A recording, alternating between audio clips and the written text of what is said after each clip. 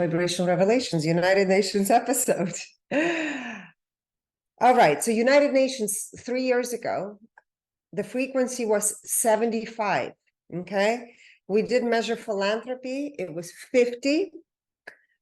Integrity was 83%. Alignment with divine purpose was 80%, and transparency was 83%. But we're not doing integrity to others back then. Right. There's many things we didn't do then. Now, as of today, the vibrational frequency for United Nations is 50. I think there's no surprises. I'm curious to see if anyone is surprised. Integrity overall, 60%, so that has dropped. And of course, we never measured integrity to others. And integrity to others for United Nations is 34%. It's unbelievable, right? That this organization was set up to really, after World War II, to support humanity. It's unreal.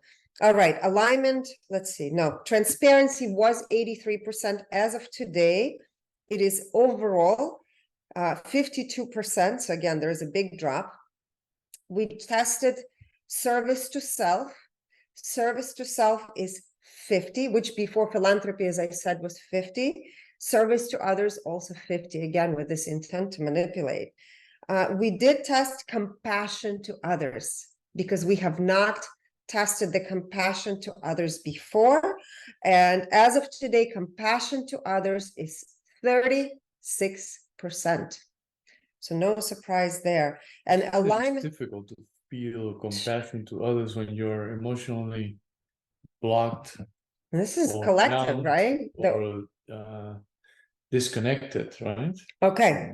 Alignment with divine purpose has also slipped. It slipped from 80% 3 years ago to 61%.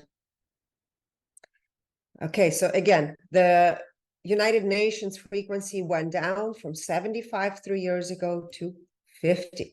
So there's definitely an aspect of manipulation that is going on with United Nations. It's a big drop. It's unfortunate. But, you know, looking at everything that's happening in the world at the moment, what I think is very interesting, and it started during COVID, is how clear it is becoming that the darkness cannot hide, right? So those that are really creating this massive, and you see this actually in demonstrations, right? And the contrast of violence and anger and all of it is bubbling up and being revealed to all of us. So this is really interesting times when the masks are lifted.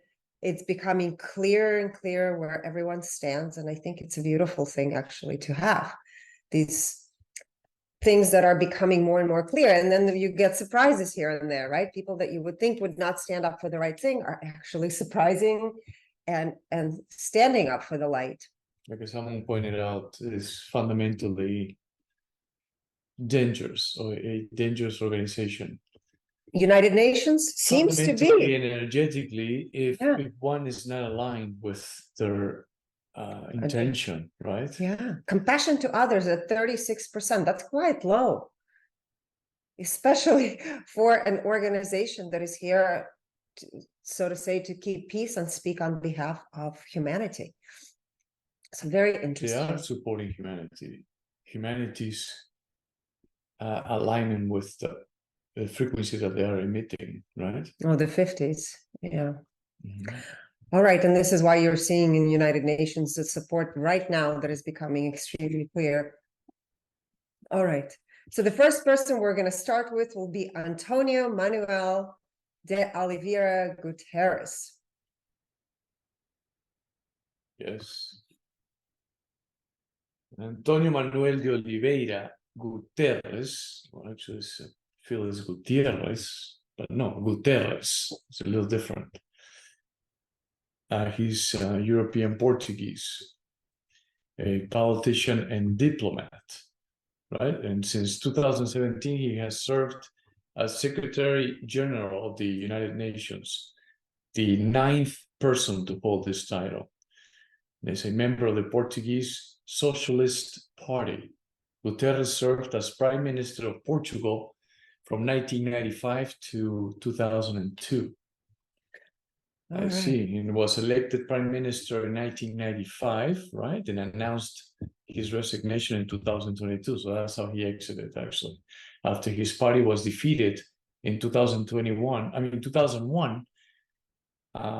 the Portuguese local elections. Okay. So he served as president of the Socialist International from 1999 to 2005 and was the United Nations High Commissioner for Refugees from 2005 through 2015. His overall frequency is, well, first of all, I didn't see if you guys were.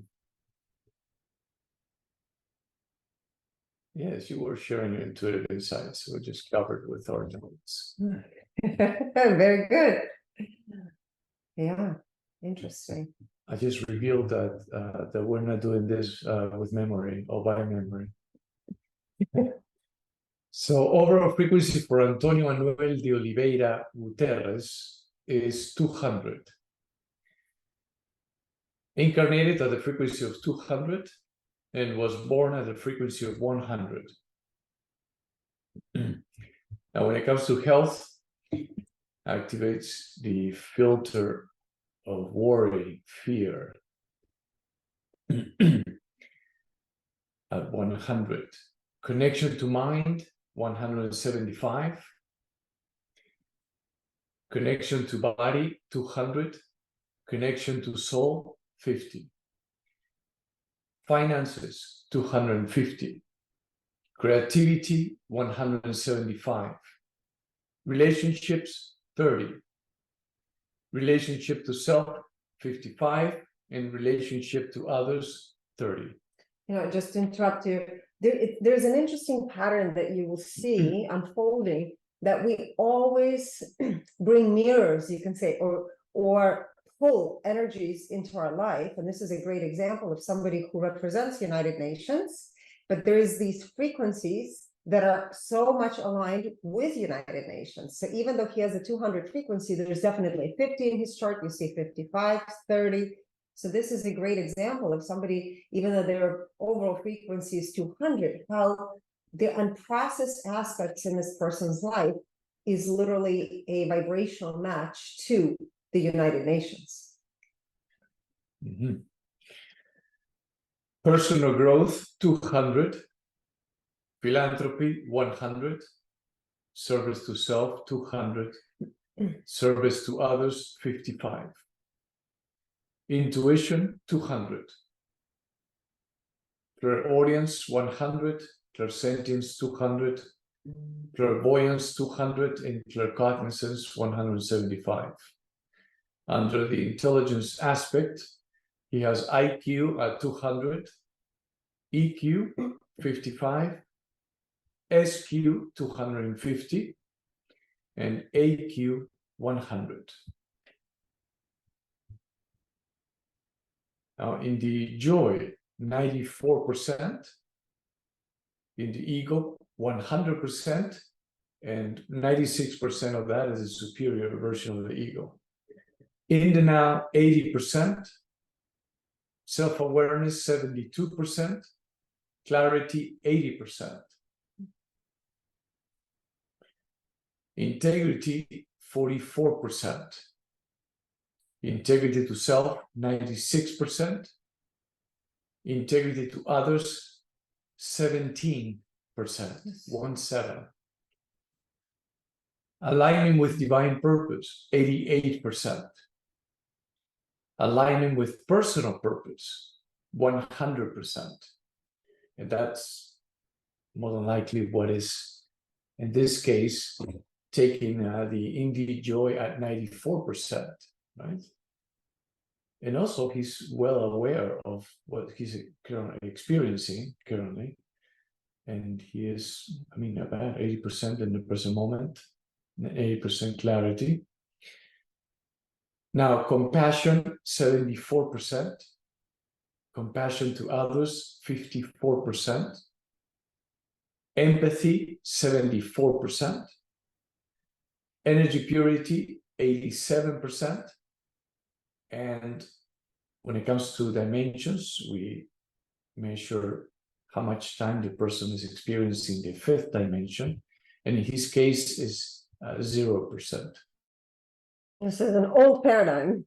There's things that are being worked out that are obviously not going to move forward. I think it's part of the system that is breaking down, as you're seeing in the last few years, and now it's escalating into what is ready to be released and what is ready to be changed, because obviously things are truly just not working, from a healthcare system to financial system to now you see this system that is a governing body for international relations, we can say. It is definitely not working.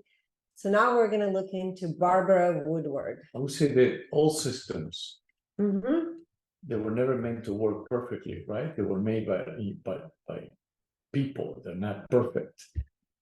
They were definitely created based on what was needed, and to the best of their abilities, they came up with a system: education system, health system, political system, justice system, everything. But as we evolve, then the needs change, the wants change, the desires change. So how is it that we would like those systems to work, To support humanity moving into the future. as we move into the future? So I would say that there's not much of a difference as of how the systems were 100 years ago, 50 years ago, as how they are now. And the main difference, or the main reason why we feel there is a difference, is because we are paying attention.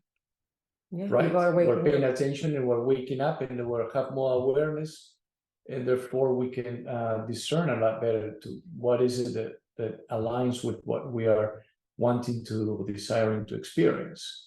So it's not much about how the systems have changed, but how much our perception is changing. We're evolving as humanity, and therefore, yes. Because you find millions and millions of people, perhaps billions, at least 1 billion, we'll say, that they're clueless of what has been happening and what is happening, right?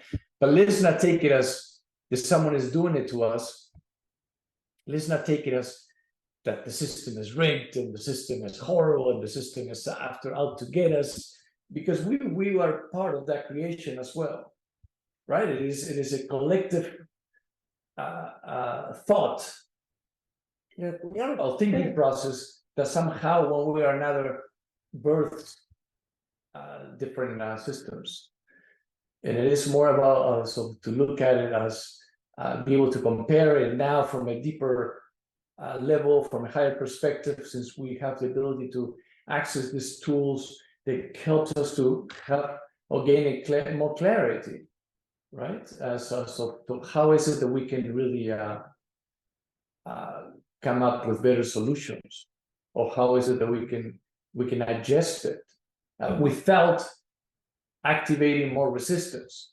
So doing it with love, with passion, with inspiration, motivation, empowerment, then instead of trying to cut the roots and be disgraceful for everything that has offered up to this point. Yes. All right, the next person is Barbara Woodward.